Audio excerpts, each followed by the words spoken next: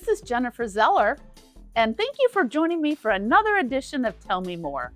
I want to start off with a focus on education. We have 2 great classes coming up in August. Now, since we only do these classes once a year, you don't want to miss this opportunity. First is the Brokerage Management, Understanding Your Responsibilities. This class is being held here in person on August the 4th from 1 to 4 p.m. Who needs this course?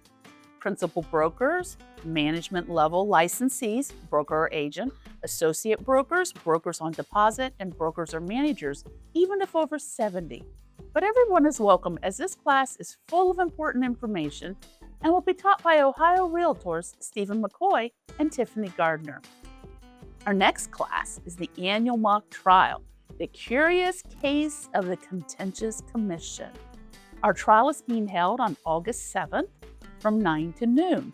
This class is approved for 3 hours of core law credit and will feature our own members, local attorneys, and judge as you experience CE in a whole new way. So be sure to go to our education calendar and register while seats are still available. Speaking of education, this is your friendly public service announcement, reminding you that we're currently in the 2nd year of the current NAR cycle that requires all members to take an ethics and a fair housing class. The fair housing class is a new requirement from previous cycles. This cycle runs from January 2025 through December 2027. And if you take an ethics or fair housing class through Dayton Realtors, you don't need to do a thing. We'll take care of notifying NAR for you. If you've taken those classes elsewhere, just send us a copy of your CE certificate and we will update your NAR records. And finally, we'll wrap up this episode with one of my favorite topics, earnest money.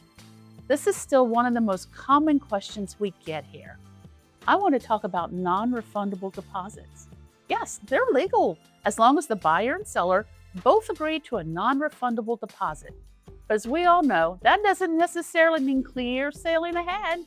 Oftentimes, the buyer is not willing to go through with the non-refundable deposit because of an inspection issue or financing, for example.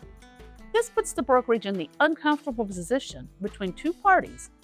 One way to avoid this is if the buyer and seller agree to the non-refundable deposit and there are no circumstances under which the buyer would be entitled to the return of the earnest money.